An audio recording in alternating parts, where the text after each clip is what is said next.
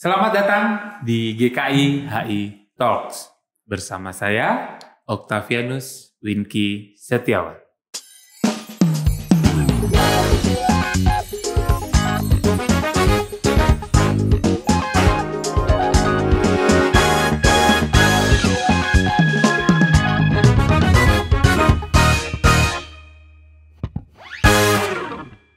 Di edisi Bulan Keluarga, pastinya narasumber kita juga spesial. Yang kiranya mungkin mereka bisa sharing gitu ya, terkait keluarganya mereka. Dan sekaligus bisa menjadi berkat nih buat jemaat GKI Harapan Indah.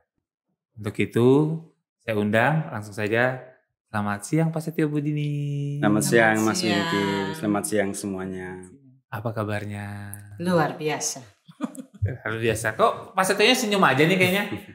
Puji Tuhan, baik-baik. Soalnya biasanya nih kita narasumbernya satu, kali ini langsung dua gitu ya. Mungkin nanti edisi Natal narasumbernya jadi 3, 4, 5 kita nggak ada yang tahu ya, tergantung konseptornya gitu ya. Kalau boleh tahu nih, perkenalan dulu. Pak Setio nih nama lengkapnya siapa? Sekarang aktivitasnya apa? Begitupun dengan Budini. Nama saya Setio Warsono, aktivitasnya bekerja seperti biasa. Dari jam 8 sampai jam 4 sore. Sabtu Minggu, apakah ada pelayanan Pak Setio? Sabtu sore mendampingi kelas katekisasi. Kalau Budini? Nama saya sudah hafal mungkin ya. Okay. Rudini. Rudini. Ya, ibu rumah tangga biasa. Pelayanan? Saya hanya melayani di sekolah minggu saja. Kalau yang mungkin lupa-lupa ingat gitu ya, bisa ngelihat di video YouTube yang sebelumnya. Karena Budini ini pernah menjadi salah satu narasumber kita. Untuk mengawali podcast kita, GKI HI Talks kita pada siang hari ini gitu ya. Karena ini edisi Bulan Keluarga, Pak Setio Budini, saya mau mengecek dulu nih. Terkait beberapa tahun yang lalu gitu ya. Apakah masih ingat atau enggak nih? Karena kan edisi Bulan Keluarga, hal-hal yang memorable gitu ya. Yang pertama, tanggal jadian pacaran tuh masih ingat gak sih? Udah lama ya, udah 23 tahun yang lalu ya. Berapa? 23 tahun yang 23 tahun yang lalu. Iya. Kami pacaran jarak jauh, dia di Kupang, saya di Wamena di Papua waktu itu. Jadi setiap jam 5 pagi, waktu itu diskon 75% kan, datang datang ke wartel untuk telepon. Ya. Kalau boleh tahu, Budini waktu itu Pak Setio tuh nembaknya gimana sih? Mengungkapkan rasa kasihnya ke Budini. Kalau diingat-ingat gitu. Enggak ditembak kok saya. Iya enggak. Terus kayak anak sekarang gitu kayak langsung aja gitu aja. Insting. Insting. Beda lah dengan anak-anak sekarang pakai tembak-tembak. Oh. Dia langsung jalanin aja gitu komitmennya. Ya, saya kira ya jalanin. Dia nggak ngajak pacaran, dia langsung ngajak nikah. Ini baru nih pria. Memang kami nggak pacaran, artinya kami hanya sepakat mendoakan kalau memang benar ini jalannya Tuhan kasih tanda itu. Sorry, karena itu kami kan telepon? Iya, karena kami jarak jauh. Jadi memang pacarannya ya setelah menikah. Kira-kira 1 tahun sih, 1 tahun jarak jauh. Maksudnya ketika mengungkapkan aja komitmen itu juga teleponan? Iya. Telepon. Bagaimana? Nah ini balik lagi ya. Ini kalau anak sekarang ini trust issue. Bagaimana bisa percaya gitu terkait ini benar nih Pak Setio ini serius gitu. Atau benar nih Budini menerima saya apa adanya. Nah, dulu saya ke gereja 2 kali, pagi dan sore. Menggumulkan itu betul enggak gitu. Jadi di waktu di Papua di Wamena. Jadi pagi saya ikut ibadah, sore juga ikut ibadah lagi.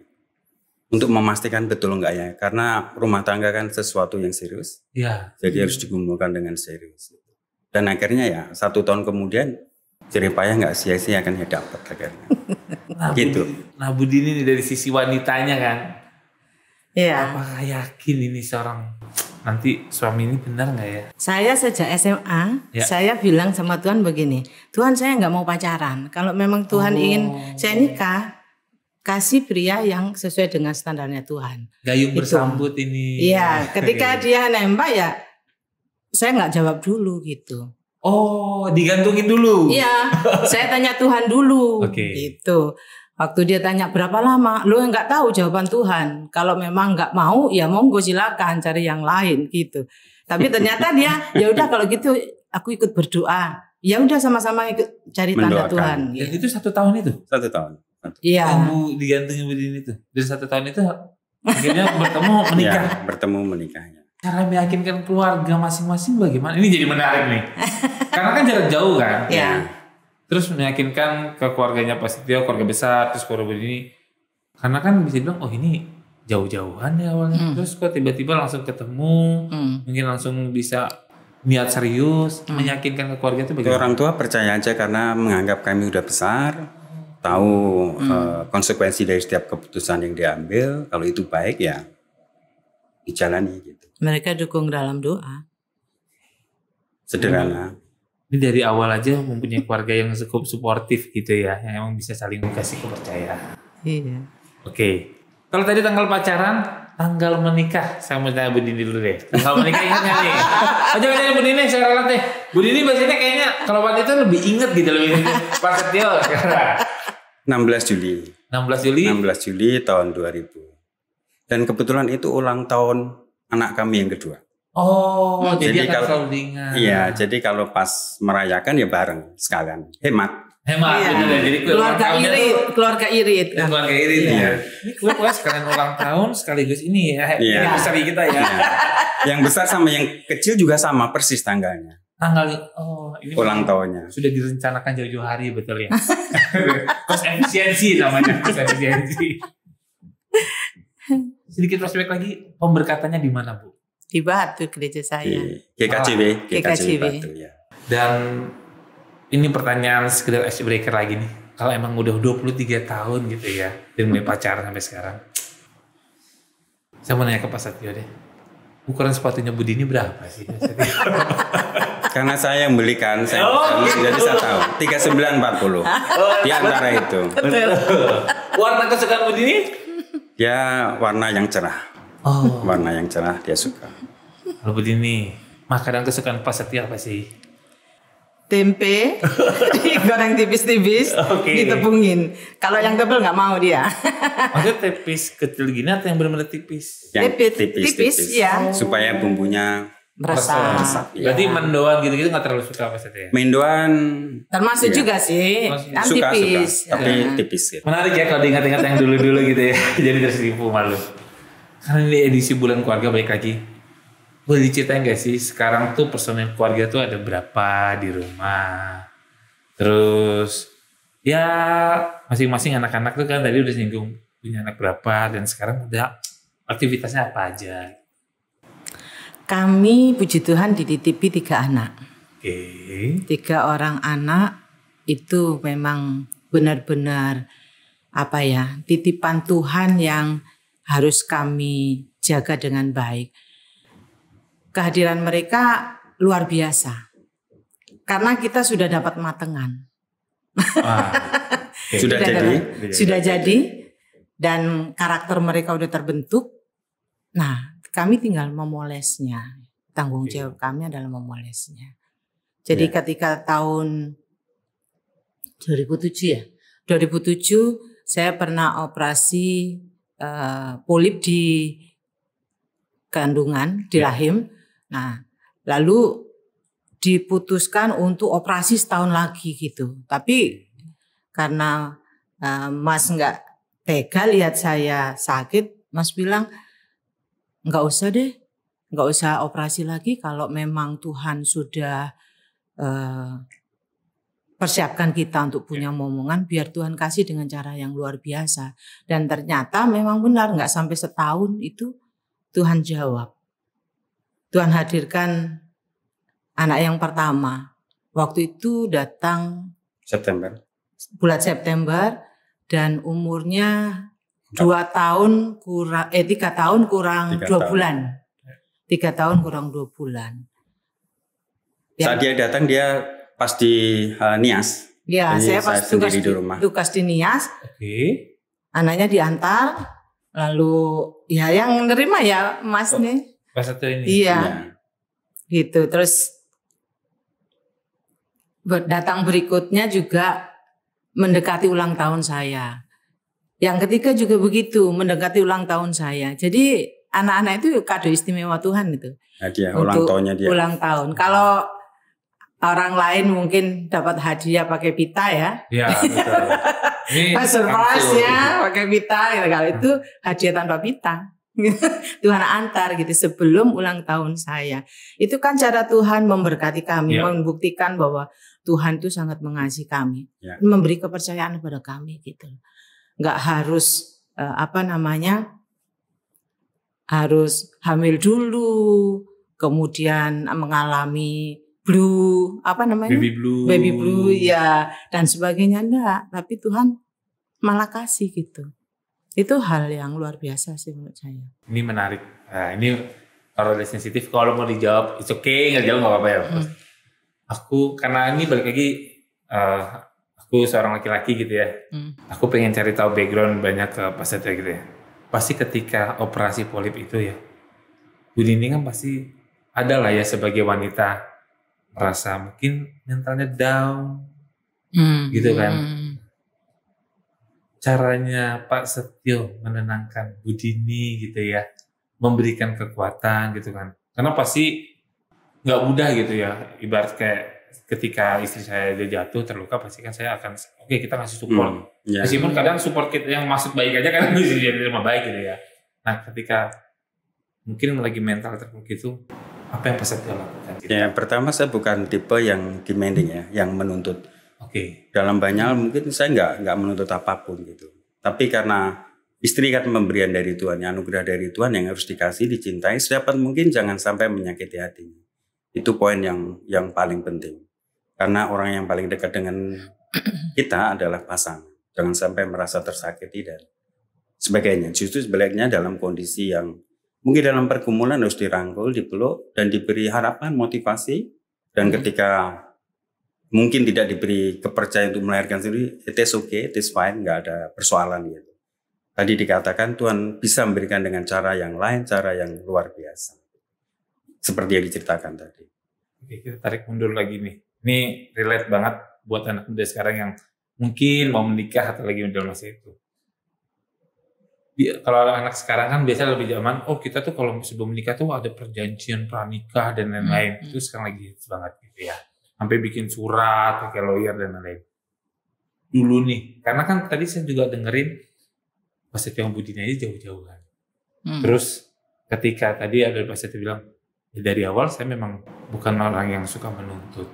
Nah, ketika dalam masa pernikahan itu, ada diskusi-diskusi nggak sih antara Pak Setio dan Bu Dini dalam penyesuaian, kayak misalkan, ini aku orangnya seperti ini loh, aku orangnya kayak gini. Pernah nggak sih saling share terbuka sebelum masa pernikahan atau tahunya pada saat setelah menjalani? Malah sebelumnya. Semua dikomunikasikan. Jadi kita sejak awal kita telepon-teleponan hampir tiap pagi itu terbuka, saling terbuka. Saya seperti ini, saya punya tanggungan seperti ini dan sebagainya. Karena saya mengatakan ketika dia mengajak menikah, saya bilang hanya satu yang saya minta, komunikasi, jangan ada yang terhambat. Jadi dari situ kita semua terbuka. Meskipun pada waktu awal menikah ya pasti kaget-kaget ya. Iya betul. Karena nggak pernah dekat ya.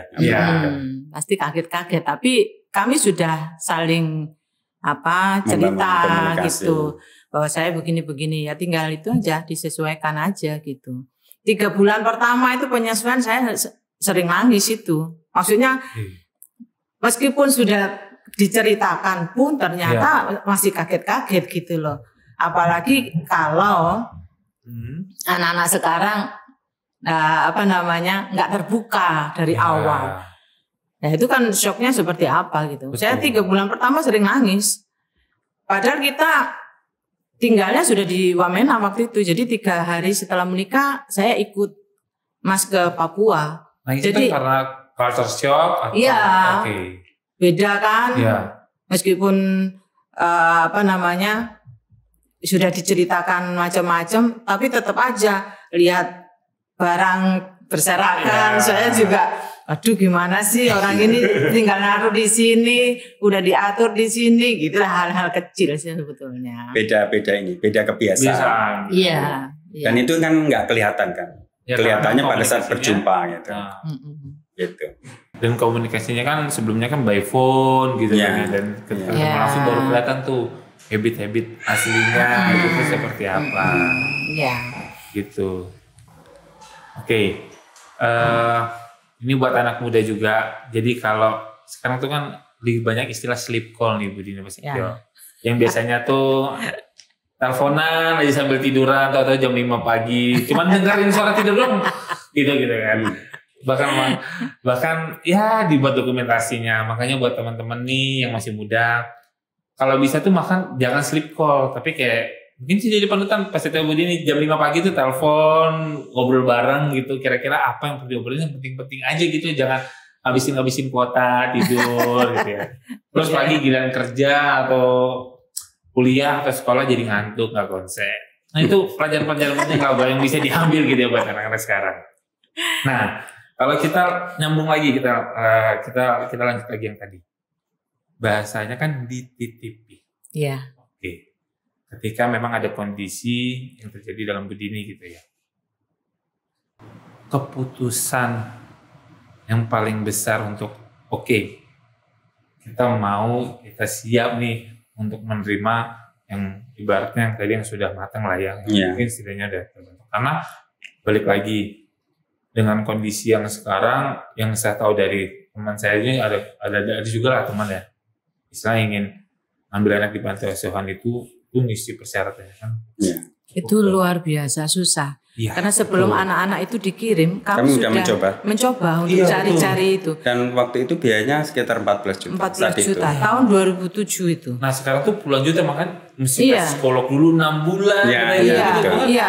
Wow, ngambil anak tuh ribet banget gitu ya. Jadi waktu itu kami sempat diskusi daripada 14 juta hanya untuk selembar kertas pengakuan. Iya, betul. Lebih baik kita menyekolahkan anak-anak. Saya bilang sama suami gitu. Terusnya kita sepakat itu. Ya udah kalau gitu kita batal gitu. Nggak ngambil anak. Padahal kita udah banyak referensi tuh. Betul. Pola komunikasinya itu seperti apa ketika komit dititipi? Keputusannya seperti apa? Lalu mengkomunikasikan ke anak tersebut dan orang tua si anak gitu kan. Ibaratnya kan pas itu yang begini kan menjadi orang tua. Atau ini bahasanya memang rada sensitif, tidak jadi orang tua asuh atau gimana yang menyekolahkan anak tersebut.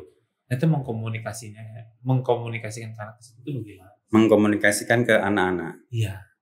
Oke, anak-anak sebenarnya tahu. Seperti katakanlah anak kami yang pertama itu tahu orang tuanya. Dan kami justru kami mendorong untuk rutin komunikasi, untuk bertelepon. Karena orang tua biologis ada dan anak itu layak juga untuk dapat atensi dari orang tua biologisnya. Tidak ada persoalan. Bahkan suatu titik tertentu ketika anak itu merasa marah, kecewa dan sebagainya, kami tawarin apakah ingin kembali, nanti kami antar. Tapi anak itu bilang enggak, tetap di sini. Ada suatu saat itu kejadian. Momennya seperti itu. Momen itu dan kami ajak ngomong baik-baik. Kalau jika enggak bahagia bersama Bapak Ibu di sini, ingin pulang, kami antar. Tidak ada persoalan. Sorry, momen itu kan kalau tadi kita bicara anak yang pertama dulu. 2 tahun kurang 3 bulan ya? Iya. Betul ya, dikirim ke rumah Pak Setio betul ya? Oh ya. Lagi 3 tahun kurang 2 bulan. 3 tahun kurang 2 bulan. Ya. Di umur berapa udah mulai dijelasin kalau cara penjelasannya bagaimana sih? Kalau itu ya dari awal memang kita masih bangun komunikasi dengan orang tuanya. Jadi kadang 3 hari, 5 hari, seminggu itu sampai berapa kali itu video call memang gitu. Telepon biasa. Yang pakai itu kan kamera waktu itu kan. Oh iya. Ya, jadi anaknya itu berpikir ini siapa sih? Kok ngajak ngomong aku terus gitu. Iya. Nah, tapi kita selalu tanamkan gitu bahwa itu papa, itu mama gitu, itu adik gitu. Jadi itu yang terekam di memorinya dia. Pas umur 10 tahun dia sendiri yang tanya. Waktu tidur, tidur sama bapaknya, tanya, "Pak, sebetulnya aku tuh anak siapa?" Kita jelaskan gitu. Setiap kelas 4 ya, SD gitu ya. Kelas 5. Ya. Itu. Sebetulnya aku anaknya siapa? Ya kita jelasin. Bahwa selama ini kita nggak pernah nutupin gitu kan. Dan mama adiknya juga datang beberapa kali ke Jakarta bertemu dan kami berikan waktu, silakan bersama-sama. Kalau keluarga mereka datang, ya kami minggir. Kami mundur. Jadi mereka ya tidur sekamar apa segala macam, kita menjaga jarak supaya mereka punya hubungan yang intens. Waktu kami mengantarkan mamanya ke Surabaya itu, kami antar ke Gambir dada biasa anaknya. Dada, mau pulang dulu, anaknya juga nggak ada ingin ikut atau apa, nggak. Dada. Itu beberapa kali ya. Jadi intinya sebetulnya keterbukaan sih. Anak itu perlu tahu siapa dia, apa latar belakangnya, dan kenapa dia ada bersama dengan kami. Kami selalu tekankan bahwa itu hasil pergumulan orang tua mengantar mereka itu ke kami. Itu pasti ada tujuan yang terbaik. Bukan untuk membuang anak-anak itu, bukan. Tetapi mereka sudah mengalami pergumulan dan Tuhan menjawabnya dengan cara, ya anak itu dibawa ke kami gitu. Jadi anak itu harus tahu bahwa tujuan orang tuanya itu baik. Jadi mereka tuh nggak boleh punya sakit hati gitu loh ke orang tua mereka. Mungkin sulit ya gitu. bagi anak-anak sulit, tapi pada saat tertentu mereka mengerti. Seperti anak kami yang pertama akhirnya mengerti gitu. Ketika ada peristiwa di mana papanya menjadi korban KKP di sana meninggal gitu, dia mengerti. Oh ternyata maksud Tuhan seperti ini. Saya ada di sini. Kalau di sana mungkin dia akan punya rasa balas dendam, sakit hati dan sebagainya. Itu di sini ya. Mungkin itu hilang. Ya selalu kami terbuka ke anak-anak. Siapa ini. Kita selalu ceritakan. Kenapa kamu di sini. Jadi ketika anak yang pertama sudah mulai besar. Nah anak yang kedua akan datang. Kita udah aja diskusi juga. Sebelum menerima gitu. Ada yang baru anak gitu. Pertama berarti dilibatkan juga. Diskusi selalu. Lalu responnya? Nah ini menarik. Responnya dia oke nggak apa-apa gitu, karena dia tahu kehidupan kami kemungkinannya seperti apa kalau tidak dengan kami gitu. Dia melihat keluarga dia keluarga istri saya pada waktu pulang, keluarga saya pada waktu pulang, dia tahu seperti itu sehingga dia mempersilahkan nggak apa-apa kalau itu baik bagi dia gitu. Ya awalnya ketika datang memang ya mungkin namanya anak-anak ya masih ada konflik, perbedaan pendapat. Tapi itu di awal. Kan? Iya, remaja kan masa-masa orang namanya kita jadi diri pasti dalam diri aja kita nggak tahu maunya apa gitu. Iya. Gitu. Lalu keputusan, oh ya nih anak kedua, anak ketiga lagi. Iya. Nah itu apa jadi beratnya ini bicara aja. Apakah ketagihan gitu atau mungkin punya beban moral kayak ya ini memang panggilan dan kita punya panggilan untuk itu loh. Ada juga yang seperti itu tuh. Kami nggak tahu persis ya. Tapi ketika anak-anak itu datang, kami merasa kami ini siapa? Orang yang berdosa tapi Tuhan mengasihi kami dengan mempercayakan anak-anak tersebut. Itu bagi kami ada yang luar biasa. Mengalami itu, merasakan kasih Tuhan lewat anak-anak itu luar biasa. Kami ini orang berdosa tapi Tuhan mempercayakan harta yang luar biasa kepada kami. Karena kami menganggap mereka adalah harta yang luar biasa, maka kami harus sedapat mungkin melakukan yang terbaik bagi anak-anak tersebut. Karena mereka adalah milik Tuhan yang dipercayakan kepada kami. Inisiatif, nah ini balik lagi. Siapa yang memulai sih? Apakah memang, kalau bicara yang pertama, apakah orang tua yang terdahulu yang menitipkan memulai? Atau misalkan, ya Pak Sedang Budi ini yang membuka tangan, ya udah. Enggak, yang pertama memang diantar. Yang mengatakan hasil pergumulan mereka, karena ada 3 anak mereka diantar dan mengatakan ini hasil pergumulan. Kenapa dititipkan ke kami? Ya backgroundnya boleh nggak sih dikisah dikit akan keluarga yang di sana? Ekonomi atau apa? Enggak, karena mamanya itu adalah wakil kepala sekolah di sana dan bapaknya itu seperti penginjil gitu. Dan mereka merasa anak ini harus di rumah saya. Papanya bilang gitu. Mungkin itu nggak tahu apakah itu firasat karena sekian tahun kemudian dia meninggal. Sehingga anak yang pertama mendapatkan keluarga yang pas gitu. Mungkin ya yang dipikirkan saya nggak ngerti. Tapi itu situasi. Kalau untuk anak yang kedua?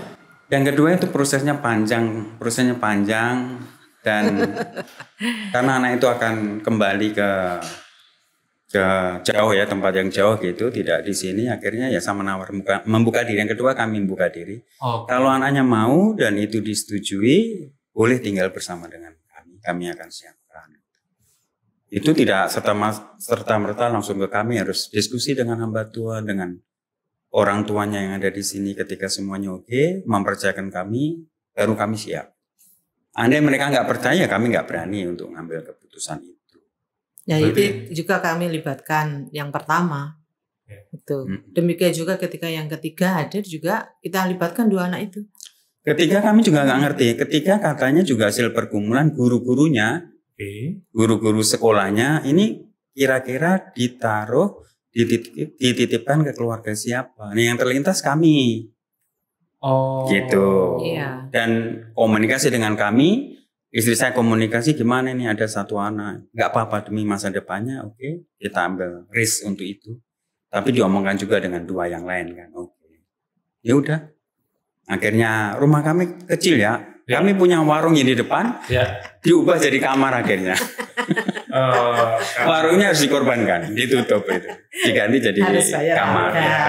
Karena kan Tuhan sudah percayakan yang lebih besar kan, ya, gitu. Itu ceritanya. Nah mungkin juga apa yang kami lakukan itu pengaruh dari keluarga kami masing-masing ya. Jadi kalau keluarga saya, kalau bapak saya itu juga suka terima anak juga gitu. Jadi rumah saya itu seperti ada asrama laki, asrama perempuan gitu saking banyaknya gitu kan. Saya biasa hidup berbagi dengan orang lain yang bukan bagian dari kami gitu. Mertua juga gitu. Kebetulan orang tua saya kerja di dinas sosial, tapi di panti persinggahan. Jadi menampung orang-orang yang kurang beruntung, anak-anak dan orang tua sebelum disalurkan ke panti yang resmi di tingkat provinsi. Gitu. Itu panti persinggahan. Jadi saya tahu kehidupan orang tua saya seperti apa untuk menolong mereka. Anak-anak termasuk memberi jatah makan pada mereka satu persis itu dilakukan. Makanya saya mau tanya tuh ketika ngambil keputusan itu. Lalu pendekatan ke keluarga besar itu seperti apa? Apakah totally kita support atau mereka ada dinamika yang terjadi? Mereka sudah. Sangat ya kami mencontoh mereka sebenarnya itu. Jadi tidak surprise. Ketika kami bawa pulang mereka, anak-anak itu, lah mereka ya welcome aja. Happy. Gitu, enggak mempermasalahkan. Tapi kami cerita sih, latar belakangnya seperti ini. Ya mereka welcome aja gitu. Baik dari keluarga mertua, keluarga saya sama. Gak ada yang mempermasalahkan itu. Ya. Selain itu di pekerjaan kami dulu juga mengerjakan hal yang sama. Pekerjaan kami kan mempromosikan kehidupan yang lebih baik bagi anak-anak dan masyarakat. Memperjuangkan hak anak. Ya, kami mempromosikan itu. Akan aneh kalau kami tidak ambil bagian dari apa yang kami omongkan gitu. Iya. Istilahnya tidak walk the talk itu kan aneh. Hanya ngomong tapi tidak ada aksinya. Iya, tidak melakukan tindakan itu. Gitu. Menarik saya jadi diamein sendiri. Saya pengen tahu nih, once kayak tadi kan ketika nanti anak-anak itu kembali ke orang tua. Iya. Saya mau melihat dari sisi psikologinya jadi seorang ibu nih, begini.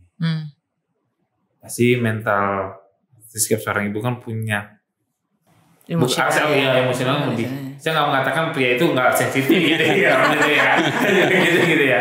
Tapi kan pasti emosional seorang wanita tuh, makanya kan ketika melahirkan kan ada namanya baby blues gitu-gitu. Karena kan emosionalnya wanita, hormonnya wanita pun juga diciptakan juga lebih tinggi. Once nanti anak itu kembali sudah besar gitu dan sudah sukses dalam tanda kutip, kan suksesnya balik lagi ya, punya persepsi masing-masing. Ibu Dini apakah akan siap atau mungkin ada melepas gitu ya? Kalau saya sih berkaca pada pengalaman orang tua saya.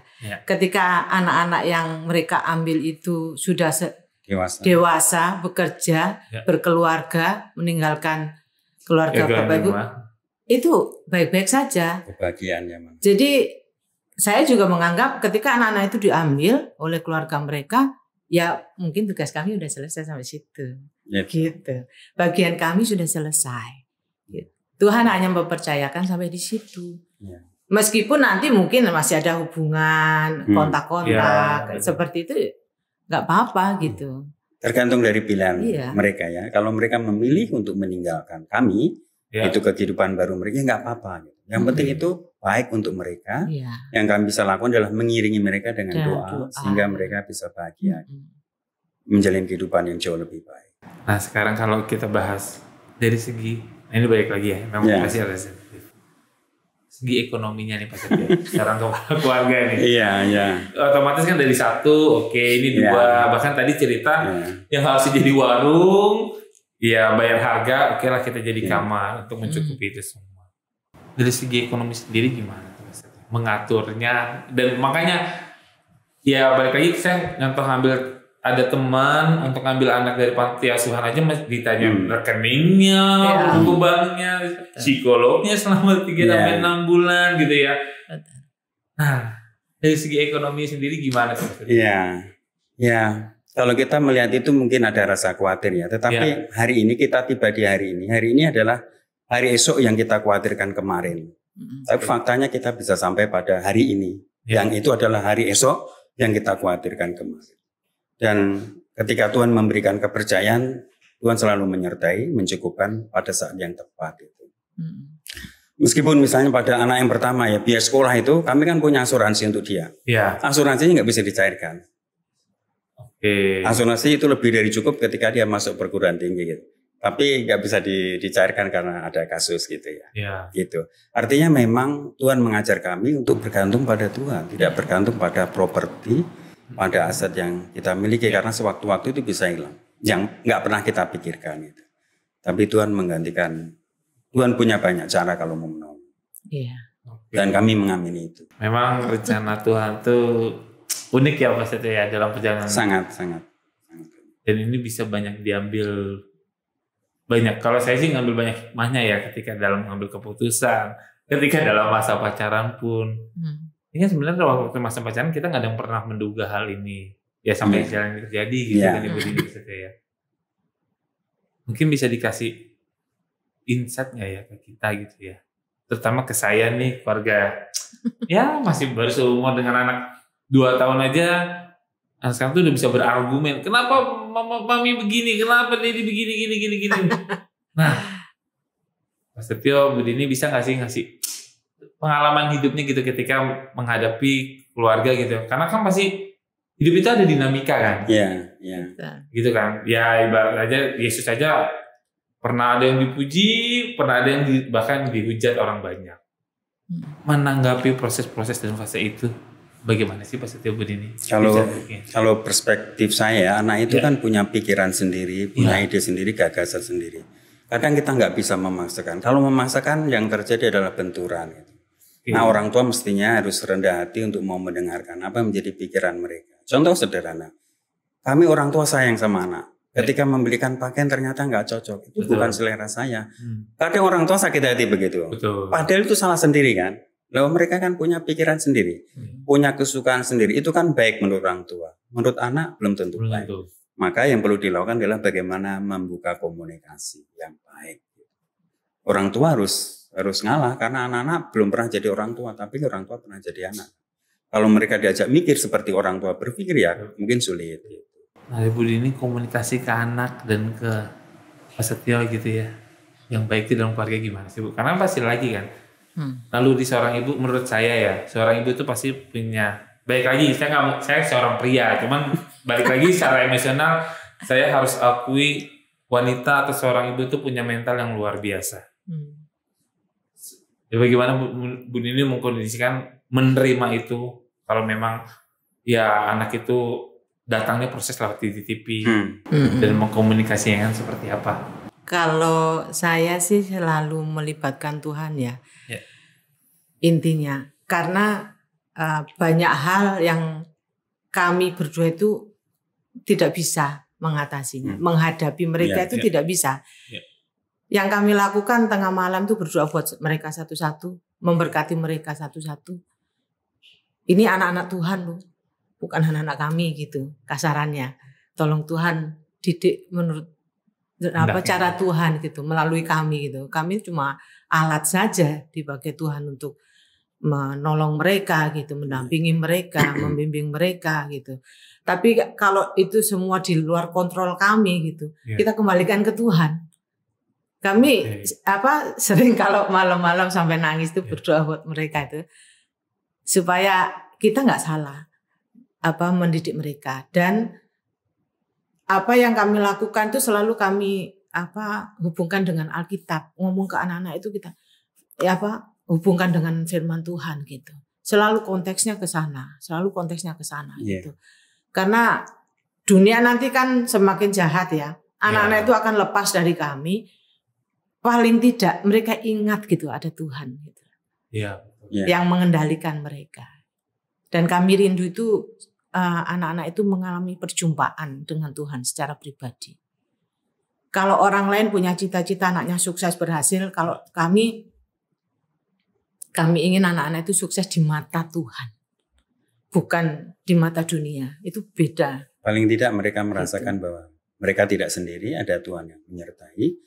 Sehingga ketika mereka menghadapi tantangan di masa depan gitu, mereka tahu bahwa mereka tidak sendiri. Itu yang membuat mereka pasti bisa berubah. Ini saya jadi ikut merenung gitu ya. Karena memang balik lagi, saya punya anak kecil juga gitu ya. Saya juga kepikiran gitu. Di luar yang kita hadapin tuh dalam quote-unquote jahat, kita nggak tahu gitu ya. Terus bekal paling baik mungkin dari ilmu akan terus berkembang gitu ya. Yang paling kita bisa ajarin ya, kamu kenal Tuhan nih. Jadi once kalau ada apa-apa gitu, larinya jangan kemana-mana. Larinya ke Tuhan. Nah itu memang saya lagi coba ngedidik itu juga. Ya dinamikanya masih ada lah ya, saya dan istri pun juga makanya kita sama-sama fokus yuk, kita sama-sama gimana. Ini baru anak satu nih, gimana nanti kayak udah masih dia ini punya anak 2, 3 gitu ya. Masih perjuangannya biasa. Tapi memang keyword yang saya ambil keputusan dari hal kecil. Saya senang banget hari ini Pak Dini yang Pak Setio lebih banyak menggunakan kata kami gitu ya. Membawa identitas keluarga.